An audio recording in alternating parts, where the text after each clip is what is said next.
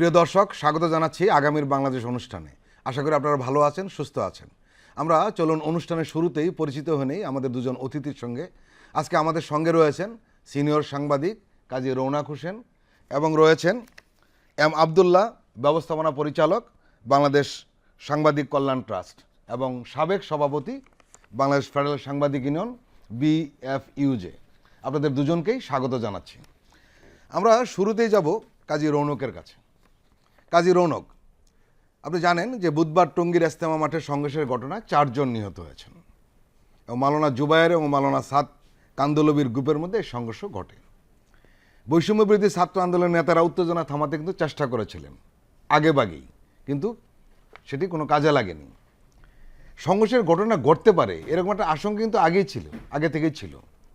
আমার প্রশ্ন হলো যে সরকার বা আইনশৃঙ্খলা বাহিনী কি করেছে তাহলে? এটা কিন্তু গতকালকের ঘটনা না, এটা অনেক দিন ধরে এটা দানা বাঁধছে এবং কখনো কাকের মসজিদে, কখনো টঙ্গীর মাঠে, এপারে ওপারে নানান জায়গায়। তো আমি একটা কথা জিজ্ঞেস করতে চাই সরকারকে, যে তার যে গোয়েন্দা সংস্থা, তাদের কি কোনো অস্তিত্ব আছে এখন নাকি নাই? কারণ সাধারণ ছাত্ররা, আশেপাশের লোকেরা তারা টের পাচ্ছে যে একটা গণ্ডগোল হবে, কিন্তু ওনারা কেন চুপ করে বসে আছেন? ওনারা কেন পর্যাপ্ত নিরাপত্তা ব্যবস্থা গ্রহণ করেন নাই?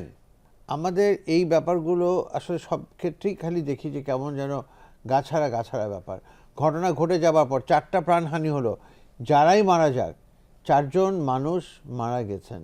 এরকম একটা ঘটনা নিয়ে 4 জন লোক মারা যাওয়া, এটা খুব কষ্টদায়ক। তাহলে ধর্মের যেই নীতি, ধর্মের যেই মানবিকতা, সেটা কোথায় গেল? আর এই যে সাদপন্থী এবং জোবায়েরপন্থী, এরকম 2টা পন্থী হবে কেন? আমি যতটুকু জানি যে সাদপন্থীদের অস্তিত্ব এখন সারা পৃথিবী থেকে প্রায় বিলুপ্ত হয়ে গেছে। ভারতেও নাই, পাকিস্তানেও নাই সেই আগের অবস্থা। হঠাৎ করে তাদেরকে নিয়ে বাংলাদেশে কেন এত মাথাচাড়া দিয়ে উঠল? আমি স্পষ্টভাবে ফিল করি যে এদের ভেতরে বা এদের পেছনে অন্য কোনো বিশেষ শক্তির ইন্ধন আছে, যারা চায় এদেশে সারাক্ষণ সংঘাত চলতে থাকবে, প্রতিবন্ধকতা থাকবে এবং এই সরকার যেন প্রতি মুহূর্তে অস্বস্তিকর এবং বিব্রতকর পরিস্থিতিতে পড়ে। এম আবদুল্লাহ, সাদপন্থী দিনের শুরুতেই একটি বিভ্রান্তি কাজ করেছে। তাবলিগকে দুর্বল করতে মাওলানা সাদ কান্দলবিকে মাঠে নামিয়েছে ভারতের গোয়েন্দা সংস্থা, এমন অভিযোগ কিন্তু শুরু থেকে আমরা শুনেছি। আপনি নিশ্চয়ই জানেন যে বিশ্ব তাবলিগের মুরব্বীদের বেশিরভাগই কিন্তু এখন আর এই কান্দলবিকে পছন্দ করছেন না। 5ই আগস্টে দিল্লি কোনোভাবে মেনে নিতে পারছে না, এটা সবাই আমরা জানি। ভারত বাংলাদেশের একটা অস্থিতিশীল পরিস্থিতি তৈরির অংশ হিসাবে এই কান্দলবিদের মাঠে নামিয়েছেন, এমন কথা কিন্তু আলোচনায় রয়েছে। আপনার কি মনে হয়? আমাদের অত্যন্ত দুর্ভাগ্যজনক যে তাবলিগ জামাত একটি অন্যতম বৃহৎ একটি ইসলামী কাফেলা বাংলাদেশে, যারা ইসলামের পক্ষে দাওয়াতি কাজ করে, মাঠে ঘাটে তারা কাজ করে, অনেক ত্যাগ তিতিক্ষা বাংলাদেশের ইসলাম প্রসারে, বিশেষ করে যারা অতি সাধারণ মানুষগুলোকে ইসলামের দিকে নেয়া এবং তাদেরকে নামাজ, ইসলামের যে মৌলিক জিনিসগুলো, নামাজ, রোজা, হজ, জাকাত, এগুলোর দিকে তাদেরকে টেনে আনা, যেগুলো অন্যান্য ইসলামী সংগঠনগুলো যেগুলো আছে, রাজনৈতিক দল আছে, তারা সাধারণত যে কাজ করে তার বাইরে অতি সাধারণ মানুষদেরকে ইসলামের দিকে আহ্বানের যে কাজ করে, তার মধ্যে যদিও তাবলিগের এই কর্মপন্থা নিয়ে অনেক বিতর্ক আছে, এটা সবসময়ই ছিল, এখনও আছে। রাজনৈতিক দলগুলো এটার ইসলাম প্রচারের যে পন্থা নিয়ে অনেক দূরে, সেটা দেশে বিদেশে আছে, সেদিকে আমি যাব না। কিন্তু তাবলিগের মূল কথা কি? তাবলিগ, আমরা যারা তাবলিগ সম্পর্কে জানি, তাদের 6 উসুলের অন্যতম একটি দিক হলো একরামুল মুসলিমিন, মানে মুসলমানদের প্রতি একে অপরের প্রতি সম্মান জানানো। এই সম্মান কিভাবে হয়? সম্মানটা হবে পারস্পরিক শ্রদ্ধাবোধের জায়গাটা থাকতে হবে, সহমর্মিতার জায়গাটা থাকতে হবে। যখন এখানে 5-6 জন একসাথে একটা ডিশ নিয়ে বসে, একে অপরের দিকে ভালো জিনিসটা ঠেলে দেয়, মানে এটার দ্বারা তাদের শিক্ষাটা কি? শিক্ষাটা হচ্ছে যে নিজের চাইতে অন্যকে প্রাধান্য দেয়া।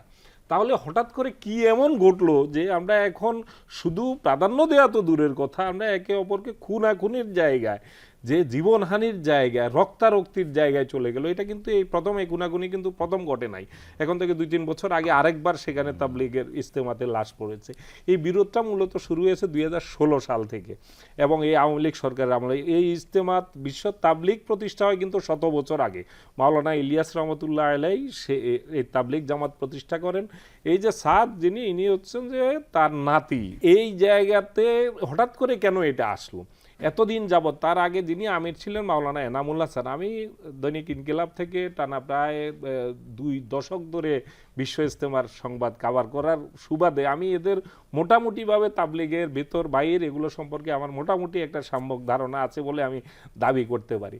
তো এই যে দেখেন 100 বছর ধরে তাবলিগ আসছে এবং 50-এর দশক থেকে বিশ্ব ইজতেমা হয়ে আসছে, কখনো কিন্তু বিশ্ব ইজতেমাকে নিয়ে এই যে বর্তমানে 16 সাল থেকে যেটা শুরু হয়েছে এই বিভাজন কিন্তু ছিল না। এই বিভাজনের গুলো পরিকল্পিতভাবে এটা তৈরি করা হয়েছে, কারণ তারা দেখেছে যে বিগত সরকার, ফ্যাসিবাদী সরকার যারা ক্ষমতায় ছিল, তারা দেখেছে এটা এমন একটি শক্তি হিসেবে আসছে যে এদের ইজতেমাকে কেন্দ্র করে লক্ষ লক্ষ 20-30 লক্ষ লোকের সমবেত হয়ে যায়, এবং সেখান থেকে তারা এটাকে নিজেদের পক্ষে কাজে লাগানোর এক ধরনের চেষ্টা করেছে।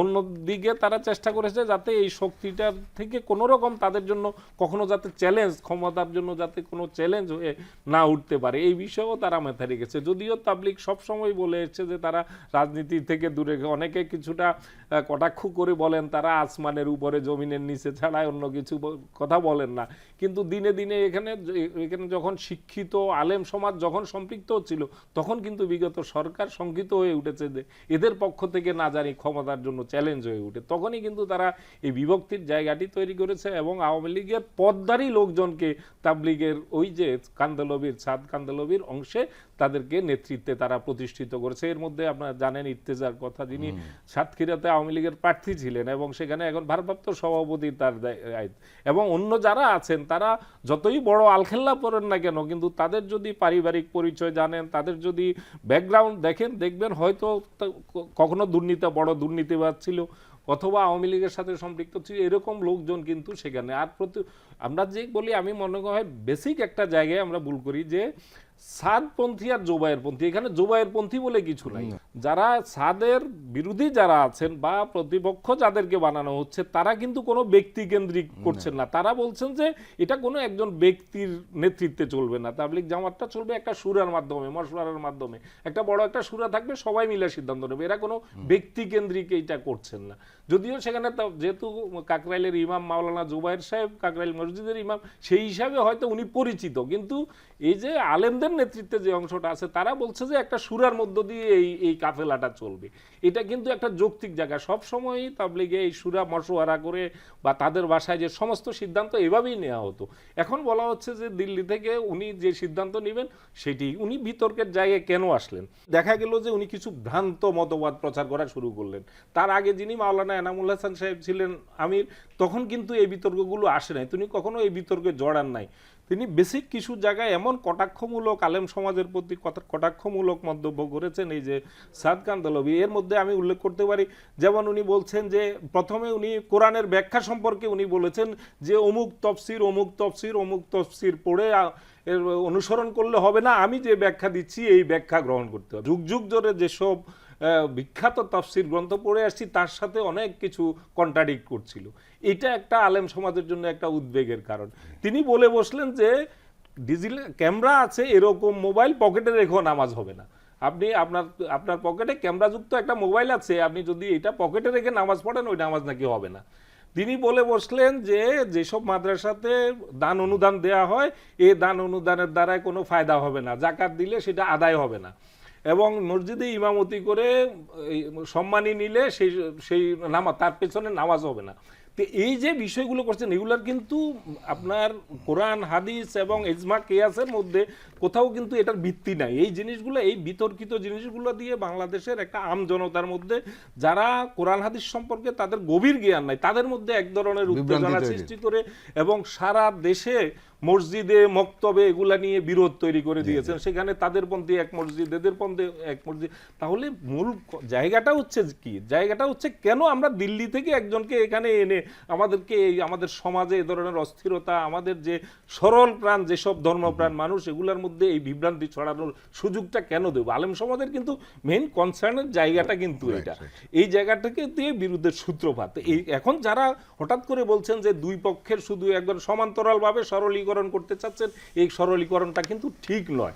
এখানে কিন্তু সাদের পন্থীরা ইজতেমা মাঠে আসারই কথা না, কারণ তাদের সাথে সরকারের যে বোঝাপড়া হয়েছে, তারা কিন্তু এখানেও প্রধান উপদেষ্টার বাসভবন ঘেরাও করে একদিন বিশৃঙ্খলা সৃষ্টি করেছে। এখানে যতটা না তাবলিগের অনুসারী ছিল, তার থেকে পতিত সরকারের অনুসারীদেরকে সেখানে গোয়েন্দা সংস্থা লক্ষ্য করেছে, তারা সেই আন্দোলনে, সেই মুভমেন্টে অনেকেই সেখানে যুক্ত হয়েছেন। এখন গ্রেপ্তার এড়ানোর জন্য, মামলা থেকে বাঁচার জন্য, এখন এই দুঃসময় কাটানোর জন্য কেউ যদি একটা বড় আলখেল্লা 300 টাকা দিয়ে কিনে, একটা বড় টুপি কিনে ওখানে যুক্ত হয়ে গেলেও তিনি কিন্তু দিনের প্রচারক হয়ে যান না। কিন্তু এটা কিন্তু এই জায়গাটাতে গোয়েন্দা সংস্থার নজরদারিটা বাড়ানো দরকার। আর দ্বিতীয় কথা হচ্ছে যে সংঘাতের ঘটনাটা ঘটেছে টঙ্গীতে, এখানে কিন্তু সাদের অনুসারীরা কিন্তু ইজতেমা মাঠে আসারই কথা না, তাদেরকে বিকল্প জায়গা, তাদের এখানে কিন্তু ইজতেমা এখনো দেরি আছে, ইজতেমা কিন্তু জানুয়ারিতে, কিন্তু এখন ছিল ইজতেমার প্রস্তুতিমূলক একটা সভা, যেটাতে তারা জোড় ইজতেমা বলে, এটা তাদের পরিভাষা হচ্ছে এটা জোড় ইজতেমা। এই জোড় ইজতেমাটা যারা এই যে আলেম সমাজের নেতৃত্বে যারা যে অংশটি আছে তারা করেছে, আর এদেরকে বলা হয়েছে সংঘাত এড়ানোর জন্য তাদেরকে দিয়াবাড়িতে একটি সরকারের প্লট আছে, বড় প্লট খোলা, তাদেরকে ওখানে কিন্তু করতে বলা হয়েছিল। তারা ওখানে প্রথমে রাজি হয়েছিল এটা, কিন্তু ওখান থেকে গিয়ে এরা বলে যে এখানে এই ফ্যাসিলিটিস নাই, ওই ফ্যাসিলিটিস নাই, এটা বলে হঠাৎ করেই কিন্তু তারা রাতের গভীরে এসে এখানে ঢোকার চেষ্টা করে এই সংঘাতের এবং তাদের কতটা নৃশংস এবং বর্বরিত হামলার মাধ্যমে এখানে যারা বিশেষ করে তাবলীগের কিন্তু ইজতেমার সময় থাকেন, তারাই স্বেচ্ছাসেবী হিসেবে মানে পাহারায় থাকেন গেটে, পাহারাদার যারা ছিল তাদের উপরই তারা এভাবে নৃশংসভাবে বর্বরতা চালায় এবং সেভাবে চারটি প্রাণ ঝরে গেছে। এটা অত্যন্ত দুঃখজনক। তাবলীগের যে মূল বার্তা, তাদের যে মূল যে থিমের জায়গা, সেটার সাথে তো এটা কোনোভাবে যায় না। তাহলে যারা এটা করলো তাদেরকে বুঝে নিতে হবে তারা প্রকৃতপক্ষে তাবলীগ করতে আসেন নাই, ধর্ম প্রচার করতে তারা এখানে আসেন নাই। যাদের হাতে মানুষ খুন হয় তাদেরকে অন্তত পক্ষে তাবলীগ মৌলিক যে শিক্ষা, সেই শিক্ষার সাথে তো এটার কোনো সম্পর্ক নেই। কাজী রৌনক, আমরা এতক্ষণ এম আবদুল্লাহর কথা শুনছিলাম, উনি কিন্তু অনেক বিষয় স্পষ্ট করেছেন। আমরা জানি যে তাবলীগের প্রভাব কমাতে একে দুটুকরো করে একটা মতাদর্শিক একটা দ্বন্দ্ব বা বিভেদ লাগিয়ে দিয়েছিল কিন্তু ভারত শুরু থেকে, যেটা আবদুল্লাহ ভাই নিজে উল্লেখ করেছেন। বাংলাদেশে আওয়ামী লীগ কিন্তু এটাকে প্রমোট করেছে, দিল্লির সেই সিদ্ধান্তটাকে, এবং ফেসিস্ট সরকারের সঙ্গে সাতপন্থীদের ঘনিষ্ঠতার কথা আমরা সবাই জানি, এবং উনি একজন নাম পর্যন্ত উল্লেখ করেছেন। এখন তো আওয়ামী লীগ নেই, প্রশ্ন হলো তাহলে কেন এই ইজতেমা তাবলীগ দুই ভাগে ভাগ হয়ে কাদের স্বার্থে কাজ করছে? আমরা যত কিছু বলি না কেন, ওই যে বলে না যে ফ্যাসিস্ট নাই কিন্তু তাদের প্রেতাত্মা রয়ে গেছে, তো এই প্রেতাত্মারা এখন সব জায়গায় বিচরণ করছে এবং সময় সুযোগ মতন তারা ছোবল মারছে এবং যা করণীয় তাদের সেটা করছে। যে কোনো ধর্মীয় অনুষ্ঠান, এখানে এই যে তাবলীগকে বলা হতো যে হজের পর প্রথম সর্ববৃহৎ মুসলিম গ্যাদারিং, এটার মূল মন্ত্র ছিল শান্তি, শান্তির প্রচার, শান্তির প্রসার। কিন্তু মানে খুন হয়ে যদি শান্তি প্রসার করতে হয় এর চাইতে দুঃখজনক কিছু হতে পারে না। আমি মনে করি সরকারের উচিত, সরকার সব ক্ষেত্রেই খুবই নমভাবে চলছে, এইভাবে চললে হবে না। এই তাবলীগের ক্ষেত্রে তাদের স্ট্রিক্ট মেজার নেওয়া উচিত যে না, যদি তাবলীগ একটা ধর্মীয় ব্যাপার হয়ে থাকে তাহলে সেই ধর্মীয় ব্যাপারটা সবার জন্যই প্রযোজ্য। তুমি সাতপন্থী বলবা সূর্য পশ্চিম দিকে ওঠে, আর তুমি জোবারপন্থী বলবা যে না সূর্য পূর্ব দিকে ওঠে, এটা চলবে না। একই চিন্তাধারায় একইভাবে আর দুটো সমাবেশ হবে কেন? দুটো সমাবেশ হবে কেন? হ্যাঁ, একটা সমাবেশ হবে, সুশৃঙ্খলভাবে সেই সমাবেশটা হবে, যেটা কিন্তু আমরা আগে দেখেছি তাবলীগের ক্ষেত্রে। কিন্তু এখন জিনিসটা অন্যরকম হয়ে যাচ্ছে। এইটা আমাদেরকে অবশ্যই খুবই সতর্কতার সাথে মানে ফেস করতে হবে। আর সবচেয়ে বড় যে ব্যাপারটা, আমরা কিন্তু এটা খেয়াল রাখতে হবে, প্রতিক্ষণে যে কথা বললাম, প্রেতাত্মারা কিন্তু ঘুরে বেড়াচ্ছে, তারা সুযোগ পেলেই ছবল দেবে। এবং এই যে আব্দুল্লাহ ভাই যেটা বললেন যে সময় চাহিদায় একটা লম্বা আলখেল্লা পরে টুপি পরে দাড়ি রেখে দিলাম এবং সাতপন্থী বা জোবারপন্থীও হয়ে গেলাম, এই জিনিসগুলোকে সতর্কতার সাথে দেখতে হবে। আমি জানি না, আমার কেন জানি মনে হয় যে আমাদের সরকারি যে প্রশাসন বা তাদের যেই মেশিনারিজ, এটা এই ক্ষেত্রে খুব দুর্বলতার পরিচয় দিয়েছে। কারণ অনেক কিছু আগের থেকে প্রিকশন নিলে আর এই ঘটনা ঘটতে পারে এবং টের পাওয়া যাচ্ছিল। অবশ্যই টের পাওয়া যাচ্ছিল, অবশ্যই টের পাওয়া যাচ্ছিল, কিন্তু তারপরে কেন এটাকে ইগনোর করলো? এবং ইগনোর করার পরে আর একটা জিনিস বলি আপনাকে, এই যে এক একটা ঘটনা ঘটে এবং তারপর এই যে লাখ লাখ লোকের চলাচলে বিঘ্নতা হয়, যেমন কালকের ঘটনার জন্যে এই ময়মনসিংহ, টাঙ্গাইল এই ইত্যাদি জায়গা থেকে, শেরপুর, জামালপুর থেকে লোকজন আসতে পারে নাই, তাদের 7 ঘন্টা, 8 ঘন্টা, 10 ঘন্টা লেগেছে। এই ঘটনা যদি প্রতিদিন হতে থাকে, তাহলে এই দেশে মানুষ কিসের ভিতরে বাস করছে? সরকার তাদের কি দিচ্ছে? আবদুল্লাহ, আমরা জানি যে বাংলাদেশের সংখ্যালঘু কার্ড নিয়ে দিল্লি দীর্ঘদিন ধরে কাজ করছে। 5ই আগস্টের পর একটা চরমে পৌঁছে এবং সেটা খুব এখন কিন্তু আর কাজে লাগছে না, ভূতা হয়ে গেছে বলা যায় আর কি। আমরা জানি এতে ভারতের হিন্দুত্ববাদী গোষ্ঠী এবং দেশটির যে সাম্প্রদায়িক মিডিয়া তারাও কিছুটা হতাশ। বিশেষ করে গত 1 সপ্তাহ ধরে আমরা খেয়াল করেছি তাদের সে লম্ফজম্বটা থামেনি, কিন্তু কমেছে। এখন তারা এই মুসলমানদের মধ্যে বিরোধকে বা বিরোধের সংঘর্ষে কিন্তু ইন্ধন জুগিয়ে যাচ্ছে। এই যে এমন অভিযোগটা অনেকে করছেন, আপনি কি মনে হয়?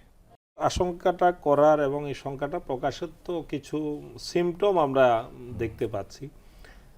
এই যে বিশ্ব ইজতেমাকে কেন্দ্র করে যে কথাটি আপনিও প্রশ্নের মধ্যে বলেছেন, আমি এবারের বিশ্ব ইজতেমার আয়োজনে এবং বিশেষ করে গত এই বিরোধের পরে গত কয়েকটি ইজতেমা কিন্তু আলাদা আলাদাভাবে হয়েছে, কিন্তু এবারে তাদেরকে বিশেষ করে সাদপন্থী যারা এতটা সহিংস হয়ে উঠতে পারে এবং রক্ত জোড়াতে পারে, প্রাণ কেড়ে নিতে পারে, তাদেরকে এবারে আলাদা করেও ইজতেমা করতে দেয়া কতটা সঙ্গত হবে, এটা আমি ব্যক্তিগত মত দিচ্ছি। এ ব্যাপারে সরকারের গোয়েন্দা সংস্থা এবং সরকারের দায়িত্বশীলদেরকে ভাবা উচিত। আপনি দেখবেন যে সরকারের পক্ষ থেকে না হোক, অন্তত পক্ষে বৈষম্য বিরোধী আন্দোলনের পক্ষ থেকে 2-3 জন নেতা গিয়ে তাদের সাথে কথা বলেছিলেন এবং তাদের সাথে কথা বলে এই যে তাদের এটা নিয়ে জোড় ইজতেমাটা কিভাবে হবে এটা সিদ্ধান্ত তাদের সাথে আলোচনা করে তাদের সাথে মতামত নিয়ে তারা এসেছিলেন কাকরাইল মসজিদে গভীর রাতে। তাদেরকে বলেছিলেন যে আপনারা ইজতেমা মাঠের দিকে যাবেন না, এটা বলে এসেছিল তাদের সাথে আলোচনা করে। হাসনাত আব্দুল্লাহ এবং সার্জিস আলম তারা যখন কাকরাইল মসজিদে আলোচনা করছেন তখনই কিন্তু তারা ওখানে ঝাঁপিয়ে পড়েছে। এই যে তারা কোনো আলোচনার পথটাকেও কোনো ন্যূনতম, যে আলোচনার জায়গাটাকেও ন্যূনতম কিন্তু সম্মান তারা দিল না। এতে কিন্তু একটা বার্তা আসে যে তাদের উদ্দেশ্য ওখানে জোড় ইজতেমা করা বা তাবলীগের ইজতেমা আয়োজন করা না, তাদের অন্য উদ্দেশ্য আছে।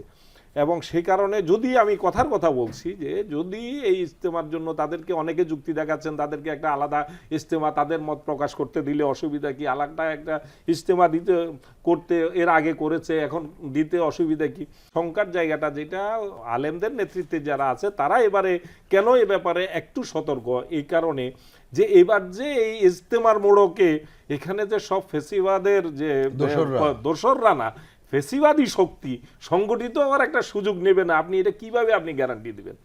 আপনি ধরুন তারা তো এখন তারা বড় কিছু করার জন্য কয়েকবারই কিন্তু তারা সংগঠিত হওয়ার চেষ্টা করেছে, সেটা যেভাবে হোক, আমরা যতই সরকারকে ব্যর্থ বলি না কেন, তারা কিন্তু শেষ পর্যন্ত এগুলা নানানভাবে মোকাবেলা করতে সমর্থ হয়েছে ছাত্র জনতার সহযোগিতা।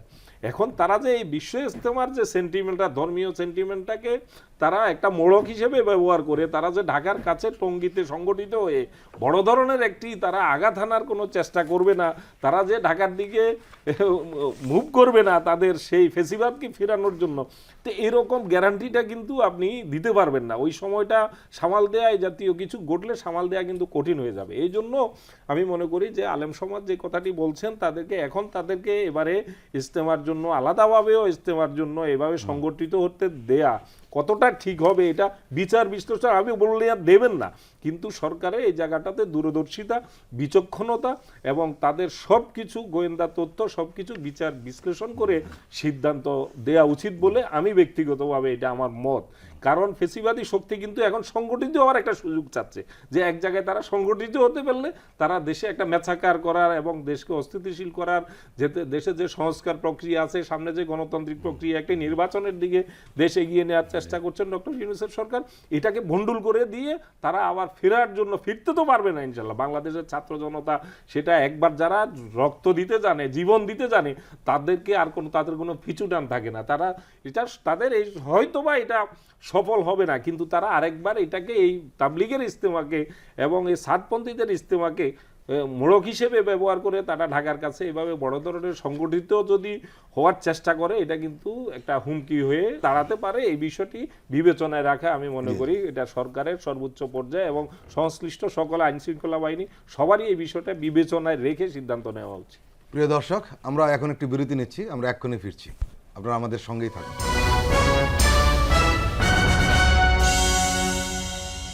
আবারও স্বাগত আগামীর বাংলাদেশ অনুষ্ঠানে। কাজী রৌনক, একটা অ্যালার্মিং ঘটনা কিন্তু ঘটছে।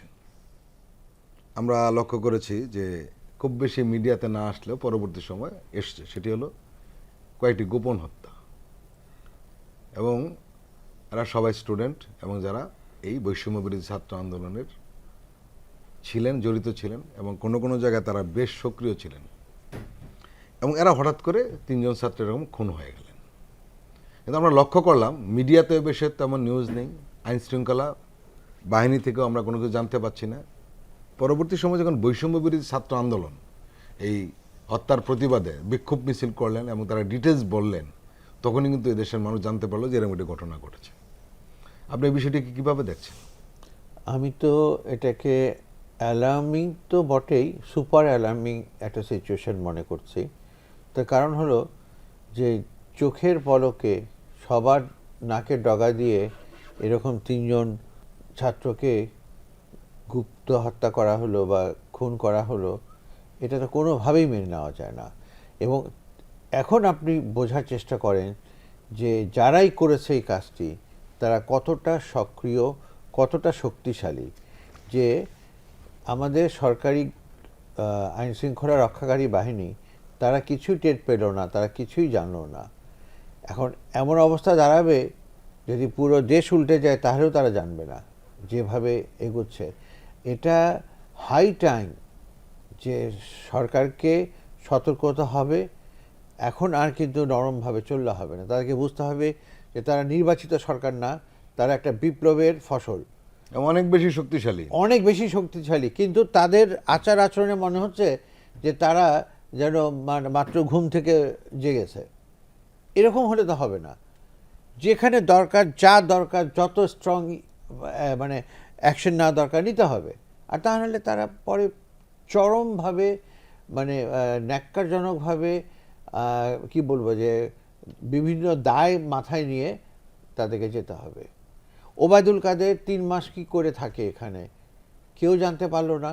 এগুলো মানে হচ্ছে যে তাহলে এমন কোনো সংস্থা বা এমন কোনো মানে শক্তি আছে যারা এদেরকে কভার দিচ্ছে, তা নাহলে তো এটা পারার কথা না। এখন এই ব্যাপারগুলোতে সতর্ক হতে হবে। এদেরকে যদি আপনারা ইগনোর করেন, মনে করেন যে আওয়ামী লীগ সরকারের পতন হয়েছে, এরা সবাই এখন গঙ্গা স্নান করে ভালো মানুষ হয়ে গেছে, এটা কিন্তু ঠিক না। কাজী রৌনক, আপনি নিশ্চয়ই লক্ষ্য করেছেন যে একজন আওয়ামী লীগেরও নেই যে গত রেজিমের জন্য একটু অনুতাপ করে, কোনো রিগ্রেট নেই। এবং আপনি যেটা বললেন যে এরা কিন্তু সবাই এই কারণে সক্রিয়, কাজেই তাদের বিষয়টা যে এই যে তারা যে তৎপরটা হচ্ছে, এই তৎপরতাটা থামানোর উপায়টা কি? এখন যদি আপনি থামানোর জন্য এই পুরো আওয়ামী লীগকে নিশ্চিহ্ন করে দিতে চান, এই 5 কোটি আওয়ামী লীগকে বঙ্গোপসাগরে ডুবে দিতে চান, এটা কিন্তু কখনোই সম্ভব না। আপনাকে বেছে বেছে দেখতে হবে কারা কি করছে।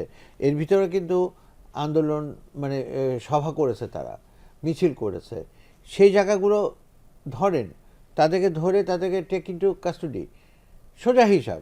কিন্তু আপনি কিছুই করবেন না, খালি বলবেন পতিত স্বৈরাচার, ফ্যাসিস্ট ফ্যাসিস্ট ফ্যাসিস্ট, এটা বলে তো লাভ নাই। আপনি সারাদিন মুখে ফেনা তুললেন, কী লাভ? যদি আপনি বিপ্লবী পদক্ষেপ নিতে না পারেন, এবং বিপ্লবী পদক্ষেপ নিতে গেলে আপনাকে কম বেশি মানে দুর্নাম হতেই হবে, কারণ এখানে আপনাকে কঠোর হতে হবে। কঠোর হলেই তখন দেখবেন যে অনেকেরই সেই অ্যাকশনগুলো পছন্দ হবে না। কিন্তু দেশের স্বার্থে, এই সরকারের স্বার্থে অবশ্যই সিভিয়ার অ্যাকশন নেওয়া উচিত এই জিনিসগুলোর এগেনস্টে। কারণ আমরা দেখছি, বুঝছি, চুপ করে বসে আছি, তার তো হলো না। এম আবদুল্লাহ, এই যে গোপন হত্যা, নিশ্চয়ই ঘটনাটি এখন কিন্তু একটা আতঙ্কজনক অবস্থা তৈরি করেছে, বিশেষ করে ছাত্রদের মধ্যে। এটা অস্বীকার করার উপায় নেই। খুবই উদ্বেগজনক একটা বিষয়। আপনি এটা কিন্তু একেবারে আমি বলবো যে এটা যে শঙ্কা আমাদের মধ্যে এই ঘটনা ঘটার আগে যে শঙ্কা ছিল না তা কিন্তু না। আওয়ামী লীগ তো সেই দল, যেই দল মানবিকতা, মানবাধিকার, মৌলিক অধিকার এগুলা কোনো কিছুর তারা কখনোই পরোয়া করে না। এগুলো এদের কাছে একেবারেই তুচ্ছ বিষয়। তারা ক্ষমতার মোহে অন্ধ একটি শক্তি, এবং তাদের চাই ক্ষমতা, তাদের চাই লুটপাটতন্ত্র, তাদের চাই যে ক্ষমতার সর্বোচ্চ, যত ফেসিবাদের যত সর্বোচ্চ যে মাত্রাটা আছে তারা সেটা প্রয়োগ করেই তারা ক্ষমতায় থাকতে চায়। এই যখন তাদের চিন্তার বাইরে তখন যারা ক্ষমতাচ্যুত হলো এভাবে ছাত্র জনতা অবিশ্বাস্য এক গণ অভ্যুত্থানের মধ্য দিয়ে, অবিস্মরণীয় গণ অভ্যুত্থান বিপ্লবের মধ্য দিয়ে তারা এখনো পর্যন্ত কিন্তু প্রতিশোধ পরায়ণ হয়ে পরদিন থেকেই কিন্তু নানান ধরনের প্ল্যান নিয়েছে। এর মধ্যে তাদের প্ল্যান এ, বি, সি এরকম কিন্তু অনেকগুলো প্ল্যান থাকবে, যেগুলো আমাদের উচিত যে এগুলোর উপর নজরদারি করা। যারা রাষ্ট্র চালাচ্ছেন, যারা আমরা এই আন্দোলনের পক্ষে ছিলাম, বিপ্লবের পক্ষে ছিলাম, আমাদের সবারই এটা দায়িত্ব। শুধুমাত্র 20-25 জনের একজন যে একটি সরকার এই সব কিছু সামলাতে পারবে এটা কিন্তু আমরা প্রত্যাশা তো আমাদের থাকবেই, কিন্তু সবই তাদের গাড়ি তুলে দিলেই কিন্তু সাধারণ জনগণ কিভাবে দায়িত্ব পালন করবে? তারা তো করছে, বিশেষ করে বৈষম্য বিরোধী ছাত্র আন্দোলন খুব সক্রিয়। হ্যাঁ, নিশ্চয়ই নিশ্চয়ই তারা না করলে এতদিন পর্যন্ত প্রায় যে 4.5 মাস 5 মাস এই সরকারটি চলছে, এর মধ্যে আমাদের যে একেবারেই অর্জন নাই তা না। আমরা এই যে তত্ত্বাবধায়ক সরকার ফিরানোর মধ্য দিয়ে কিন্তু একটি বাংলাদেশে আবার ভোটাধিকার ফিরিয়ে দেওয়ার একটা জায়গা হলো। শুরু থেকে ঘুমের জায়গাটাতে আমি যেটা বলতে চাই যে এটা নিঃসন্দেহে এটা যারা আন্দোলনের সঙ্গে ছিল, যারা আন্দোলন করেছে, যারা এই বিপ্লবটা আমাদের এত বড় একটি বিজয় আনিয়ে দিয়েছে, যে তরুণ শক্তি, তাদের মনোবল ভাঙ্গার জন্য কিন্তু এইটা পরিকল্পনা করে। আমি যে বললাম ওই যে প্ল্যান এ, বি, সি, একটা প্ল্যান এ ধরে যদি আপনি ধরেন যে ভারতের প্রভাব দিয়ে ফেরার হয়তো একটা চিন্তা ছিল, এটা প্ল্যান এ।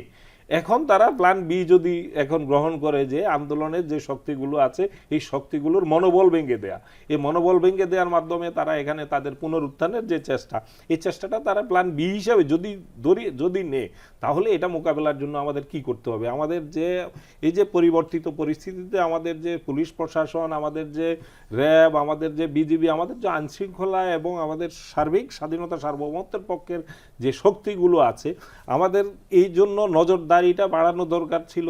আমাদের গোয়েন্দা নজরদারি, বিশেষ করে যারা আন্দোলনে মুখ্য ভূমিকা পালন করেছে তাদের নিরাপত্তার জায়গাটাতে অ্যাড্রেস করা দরকার। আপনি একটা জিনিস লক্ষ্য করবেন যে এই যে 3টা ঘটনা কিন্তু বিচ্ছিন্নভাবে ঘটেছে, 3টা কিন্তু এক জায়গায় ঘটে নাই। 3জনই বৈষম্য বিরোধী আন্দোলনে ভূমিকা পালনকারী ছাত্র, এবং তাদের তখন একটা ফ্রন্ট লাইনে তারা কাজ করেছে, কিন্তু ঘটনাগুলো বিচ্ছিন্নভাবে ঘটেছে। এখন এগুলাকে বিচ্ছিন্নভাবে দেখার সুযোগ নাই। আপনি দেখবেন যে এই যে 5ই আগস্টের পরে আজকে 4.5 মাস হয়ে গেছে, এখনো পর্যন্ত বিপুল পরিমাণ সরকারি অস্ত্র যেগুলা থানা থেকে খোয়া গেছে, যেগুলা বিভিন্ন জায়গা থেকে সরকারি এবং লাইসেন্সদারি অস্ত্র সব জমা হয় নাই। আপনি থানা থেকে খোয়া যাওয়া অস্ত্রগুলো জমা হয় নাই, এবং বিভিন্ন বাহিনীর অনেক সদস্য এখনো পর্যন্ত তারা বাহিনীতে যোগদান করে নাই। পুলিশ বাহিনীতে একটা বিরাট অংশ তারা যোগদান করে নাই। তারা কোথায় আছে? তাদেরকে আইনের আওতায় আনা কি গেছে? যায় নাই। এখন তারা তো খুনি চক্র, তারা ক্ষমতার প্রোটেকশনে খুন করেছে, এখন ক্ষমতার বাইরে থেকে এখন গুপ্ত হত্যাতে তাদের হাত দিয়ে হবে না, এটা তো আপনি নিশ্চয়তা দিতে পারছেন না। এই কারণে যত দ্রুত সম্ভব যারা বাহিনীর যেসব সদস্য যারা এখনো পর্যন্ত বাহিনীতে বারবার আহ্বান করা সত্ত্বেও তারা যোগ দেয় নাই, তার মানে তারা সিদ্ধান্ত নিয়েছে এই সরকারের বিরুদ্ধে বিদ্রোহের সিদ্ধান্ত নিয়েছে। আমি একটা জিনিস বলি, কাজী রৌনক উনি বলছিলেন, সেটি হলো আমরা যখন শুরুতে দেখলাম যে সরকার বেশ অ্যাক্টিভ, তখন কিন্তু অনেক কিছু থেমেছিল। ঠিক যখন ওনাদের অ্যাক্টিভনেসটা একটু কমে গেছে বলে অভিযোগ রয়েছে, এবং তখন অনেকেই কিন্তু মাথাচাড়া দেওয়ার চেষ্টা করছে। আমরা কিছু কিছু লক্ষ্য করেছি, এমনকি আমলাদের মধ্যে কেউ কেউ কিন্তু এখন একটু গাজারা দিয়ে ওঠার চেষ্টা করছে, কারণ সরকার অ্যাকশনে যাচ্ছে না। এই একটা অভিযোগ রয়েছে যে অ্যাকশনে যাচ্ছে না, কারণ বিপ্লবী সরকার না বললে এক ধরনের বিপ্লবী সরকার, তাদের যে এগ্রেসিভনেসটা থাকা দরকার ছিল সেটা কিন্তু আমরা অনেক মন্ত্রণালয়তে একেবারেই দেখছি না। এটা হয়তো এক একটা দৃষ্টিভঙ্গির ব্যাপার, এটা আমি মনে করি যে, কিন্তু আপনি একেবারে সরকার কোনো কিছু করছে না এটা বললে আমি মনে করি অবিচার করা হবে। সরকার কিছু কিছু অ্যাক্ট করছে বলে এখনো পর্যন্ত রাষ্ট্রটা চলছে। অবশ্যই। কারণ 15 বছর ফেসিবাদ যেভাবে জেগে বসেছিল রাষ্ট্রের সর্বস্তরে, সমস্ত ইনস্টিটিউশনগুলো ধ্বংস করে দেওয়া হয়েছিল, সমস্ত বাহিনীগুলোকে একদম দলীয় বাহিনীতে পরিণত করা হয়েছিল। এর বাহিরে এসে যে একটা রাষ্ট্র 3-4 মাস চালানো যাবে, এটাই কিন্তু আমাদের কাছে, আমরা যারা রাজনীতির পর্যবেক্ষক ছিলাম, সচেতন ছিলাম, সংবাদকর্মী ছিলাম, আমাদের কাছে এর বাইরে এসে যে রাষ্ট্রটা এতদিন চালানো যাবে এটাও কিন্তু আমাদের কাছে এক ধরনের অবিশ্বাস্য মনে হয়েছিল। আমরা বলতে শুরু করেছিলাম যে কেউ রাষ্ট্রটাকে যে জায়গায় নিয়ে গেছে, নতুন কেউ এসে কি এই রাষ্ট্রটা চালাতে পারবে? হ্যাঁ, আপনি বলতে পারেন যে আরও বেশি প্রোঅ্যাক্টিভ হওয়া দরকার, এবং এই জায়গাগুলোতে, কারণ আপনি 15 বছর আপনি জানেন যে একটা ইনফরমেশন আপনি দেখেছেন, প্রায় 80% হলো সমস্ত বাহিনী এবং আমলাতন্ত্রে এবং প্রশাসনে 80% হচ্ছে সাবেক ছাত্রলীগের। এটা তো আপনি রাতারাতি 80%কে আপনি একটা ডিলেটে ক্লিক করে তো আপনি রিমুভ করে দিতে পারেন নাই। এটা তো কম্পিউটারের না যে আপনি সঙ্গে সঙ্গে সমাধানের জন্য আপনার একই সঙ্গে নিজেদের যে সরকারকে তাদের সুশাসনের জন্য যে কমিটমেন্ট সরকারের আছে, এবং মানুষকে স্বস্তি দেওয়ার যে কমিটমেন্টের জায়গাটা আছে, মানুষের প্রত্যাশার যে জায়গাটা আছে, এটাতে একটু সময় তো দিতে হবে। কিন্তু সেই সময়টা কতটুকু, এ নিয়েই বিতর্কের জায়গাটা, যে এখনও 4.5 মাসও কি সেই সময়টা হয় নাই। এখন আপনি একটা এদের জায়গাগুলোতে যদি আপনি রিপ্লেস করতে, একটা নিয়োগ প্রক্রিয়ার ব্যাপার আছে, সেই নিয়োগ প্রক্রিয়া চাইলেই আপনি ভোজবাজির মাধ্যমে রাতারাতি করতে পারছেন না, পিএসসির মাধ্যমে করতে হচ্ছে। অলরেডি সরকারি যেসব সংস্থা আছে সেখানে নির্দেশ দিয়ে দেওয়া হয়েছে, সার্কুলার দিয়ে, যে তাদের শূন্য পদগুলো পূরণ করার জন্য। এই পদগুলো যদি পূরণ হয় তাহলে রিপ্লেস করার মতো হয়তো দলবাজ কর্মকর্তার বিপরীতে একজন সত্যিকারের যোগ্য মেধাবী লোককে বসানোর সেই সুযোগটা হয়তো আসবে, কিন্তু সেটার জন্য সময় একটু বেশি লেগে যাচ্ছে। এটাকে আরো বেশি স্পিডি করা দরকার, সংস্কার কার্যক্রমগুলোকে আরো বেশি স্পিডি করা দরকার, এবং সরকারের মধ্যে যারা কাজ করছেন তাদের মধ্যে অনেকের মধ্যে এক ধরনের দ্বিধাদ্বন্দ্ব, অনেকের মধ্যে বয়সজনিত কারণেও কিছুটা ব্যর্থতার জায়গা আছে। এগুলা কিভাবে ওভারকাম করা যায়, তারুণ্যের আরো বেশি এই সরকারের মাধ্যমে, আগে যদি 60 জনের মন্ত্রিসভা থাকতে পারে, এখন সেটা 25 জনে সীমাবদ্ধ, 24-25 জনে। হ্যাঁ, 24-25 জনে থাকতে হবে কেন? এখানে কি তারুণ্যের জায়গাটাকে আরো একটু ইনভলভমেন্ট বাড়িয়ে তাদেরকে আরো বেশি, ধরেন এই ক্যাবিনেটটাই যদি আপনি 40-এ নেন, তাহলে আমি মনে করি এই জায়গাটাতে গতিটা আরো অনেক বেশি গতি আসবে তার প্রশাসনিক জায়গাগুলো। এম আব্দুল্লাহ কিছু সমস্যার কথা বললেন, কিছু সমাধানের কথা বললেন, কিন্তু আমরা শুরু থেকে যে কথাটা বলছিলাম, একদম শুরু থেকে, সেটি হলো যে এই উপদেষ্টা পরিষদের পরিসরটা বাড়ানো। আর একটা প্রবলেম হয়েছে, এই উপদেষ্টা পরিষদে এমন কিছু লোক রয়েছেন যাদের ব্যাপার শুরু থেকেই একটা আপত্তি উঠেছিল। সেটি কি, যে এরা যে 5ই আগস্টের যে চেতনাটা বা যে স্পিরিটটা তারা ধারণ করেন না, এবং একজন উপদেষ্টার ব্যাপারে স্পষ্ট করে বলাই হয়েছে, এবং তাকে সেই উপদেষ্টা বদলে অন্য একটা জায়গায় দেওয়া আছে। এবং আমরা জানতে পারছি সেখানে গিয়ে উনি যেটা করছেন সেটি হলো যে সেই পতিত সরকারের সহযোগী যারা ছিল তাদেরকে উনি কাজ দিচ্ছেন। আমি নামটা উল্লেখ করছি না, কিন্তু অলরেডি সবাই জানে বিষয়টা। এই জায়গাতে একটা সমস্যা তৈরি হয়েছে তো নিশ্চয়ই। আমি তো প্রথমেই বললাম যে 4 থেকে 5 কোটি হলো আওয়ামী লীগের সমর্থক। প্রশাসন, আইন শৃঙ্খলা রক্ষাকারী বাহিনী, যেটা আব্দুল ভাই বললেন যে 80% ছাত্রলীগের ক্যাডার ছিল। প্রশাসনে 5 স্তর, 1 স্তর না, কিন্তু 5 স্তর দলীয়করণ করা হয়েছিল। এখন আপনি উপরে 2-4 জনকে নিয়ে নাড়াচাড়া করছেন। আমি উপরে বলছি না, আমি উপদেষ্টা পর্যায়ে বলছি। ওইখানে তো একই থাকবে। উপদেষ্টারাও তো যাদেরকে নেওয়া হয়েছে, আপনি জেনে শুনে এরকম লোক নিলেন কেন? এবং নিলেন যখন, তখন তার উপর তো সেই নজরদারি আপনি রাখতে পারছেন না। সে তো আপনার বিপরীতে কাজ করছে, তারপরেও কেন তাকে আপনি বসিয়ে রাখছেন? নেওয়ার সময় একটা ভুল হতে পারে যে ঠিক আছে আমরা বুঝি নাই, তাকে নিয়ে নিয়েছে। যখন দেখলাম যে তার কার্যকলাপ, তার কোনো কিছুই আমাদের পক্ষের না, সব কিছু আমাদের বিপক্ষে যাচ্ছে, এবং সে আমাদের বিপক্ষে জনমত গড়ে তোলার চেষ্টা করছে, তখন তো তাকে আর সেখানে রাখার কোনো মানে নাই। এবং সেখানে এটিও আর একটা ব্যর্থতা, যেটা বললাম যে অ্যাকশন নেওয়ার ক্ষেত্রে এই সরকার খুবই ব্যর্থ। প্রিয় দর্শক, আমরা আবার একটু বিরতি নিচ্ছি, আপনারা আমাদের সঙ্গেই থাকুন।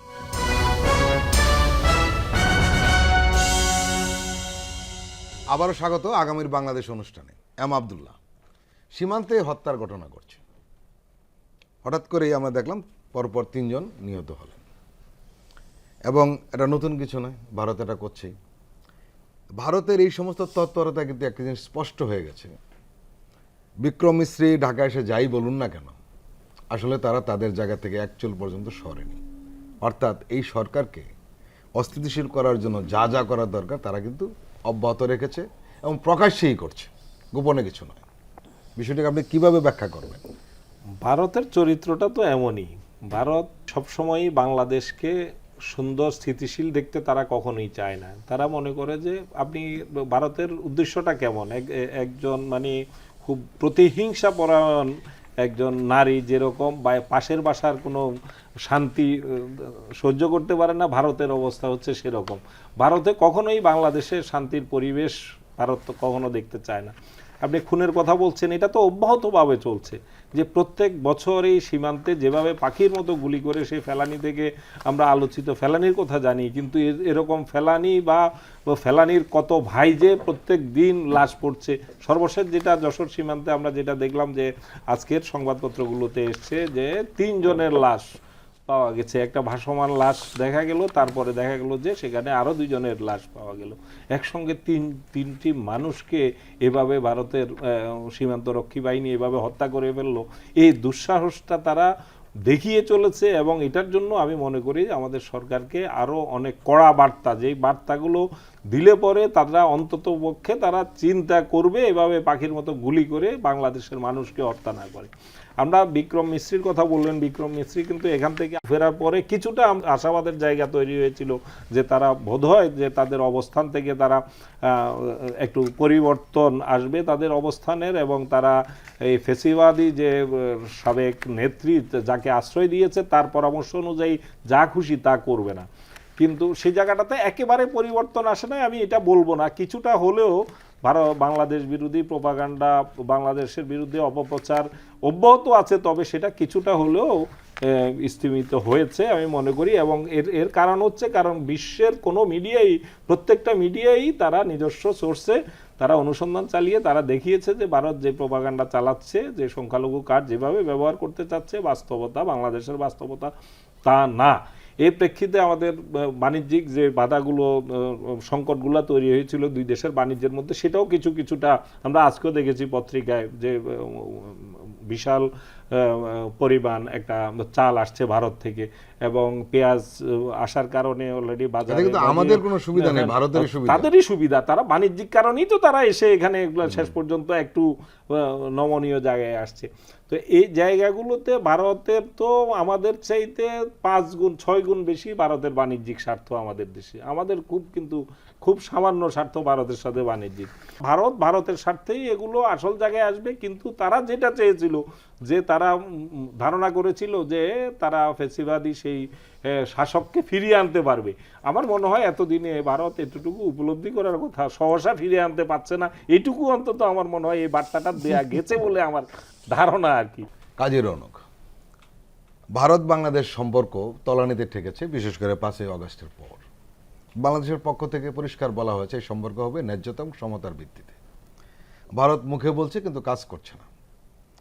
এবং আপনি জানেন যে দিল্লিতে এই পতিত সরকারের প্রধান শেখ হাসিনা সেখানে বসে তার তৎপরতা চালাচ্ছেন, এবং ভারত সেখানে বাধা দিচ্ছে, এমন খবরও কিন্তু আমাদের কাছে নেই।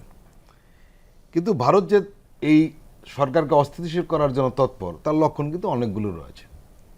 যে ঘটনা আমরা আলোচনা করছিলাম, সীমান্তে 3 জনকে খুন করে ফেলা। আপনি যে সীমান্তে 3 জনকে খুন করে ফেলা, এটা তো খুবই ছোট একটা জিনিস।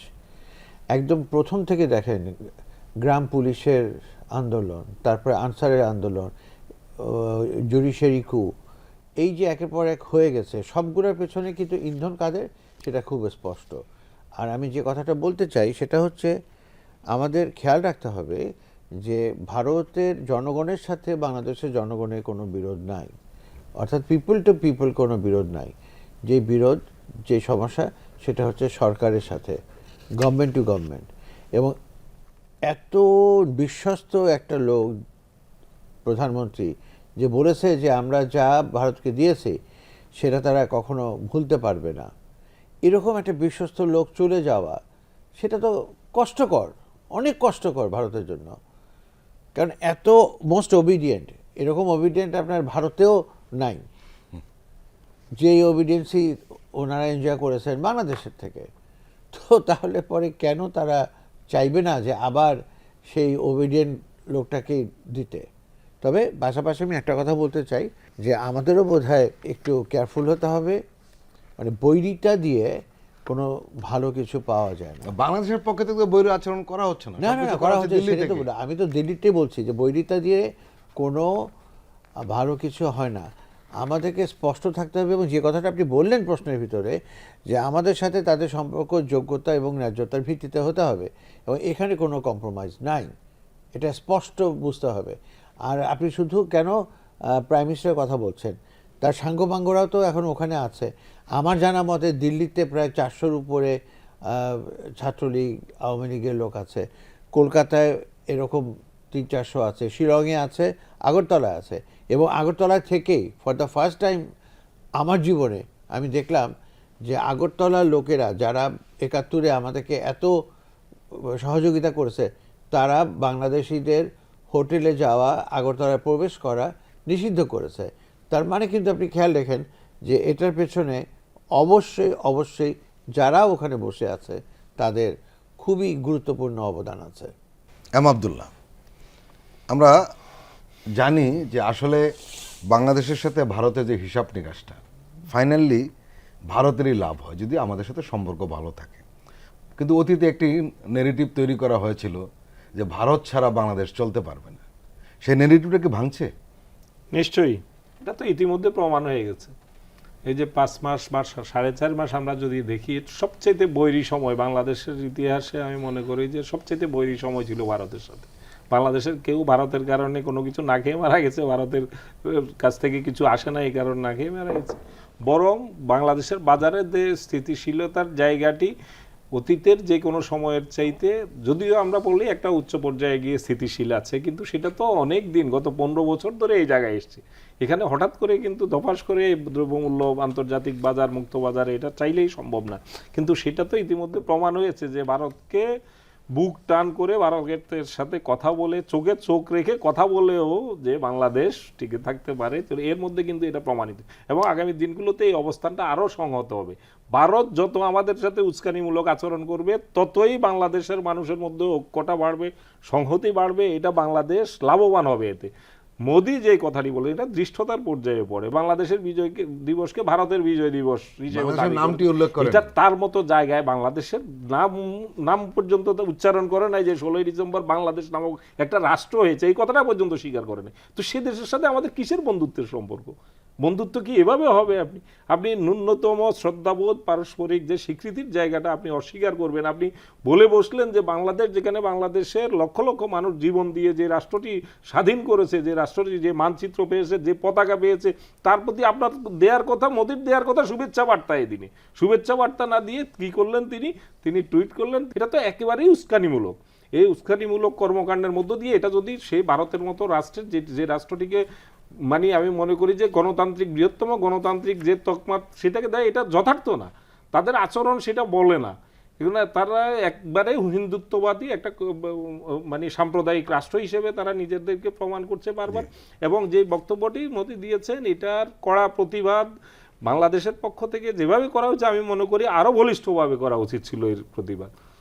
বাংলাদেশ সরকার প্রেক্ষাপটটা পাল্টা তুলে ধরেছেন, কিন্তু সেভাবেই না। এটা একজন প্রধানমন্ত্রীর পদ থেকে ভারতের মতো রাষ্ট্র কিভাবে এটা বলতে পারেন যে এ ধরনের, এবং বিজয় দিবসের মতো বাংলাদেশের মানুষের লক্ষ কোটি মানুষের যেখানে জীবনের সাথে, রক্তের সাথে যে বিষয়টা, যে আবেগের সাথে যে সম্পর্ক, সেটা নিয়ে এভাবে উপেক্ষা করা, এটা খুবই অন্যায্য। এবং এর মধ্য দিয়ে তিনি দৃষ্টতার পর্যায়ে, এই জন্য তার ক্ষমা চাওয়া উচিত আমি মনে করি। এটা বাংলাদেশের মানুষের সাথে যদি সুসম্পর্ক বজায় রাখতে চান, তার এই বক্তব্যের জন্য, এই স্ট্যাটাসের জন্য তার ক্ষমা চাওয়া উচিত মোদির। কাজী রওনাক হোসেন এবং এম আবদুল্লাহ, আপনাদের দুজনকে আন্তরিক ধন্যবাদ আমাদেরকে দীর্ঘ সময় দেওয়ার জন্য। প্রিয় দর্শক, আজকের অনুষ্ঠান আমরা এখানেই শেষ করছি। আপনারা ভালো থাকবেন, সুস্থ থাকবেন। আল্লাহ হাফেজ।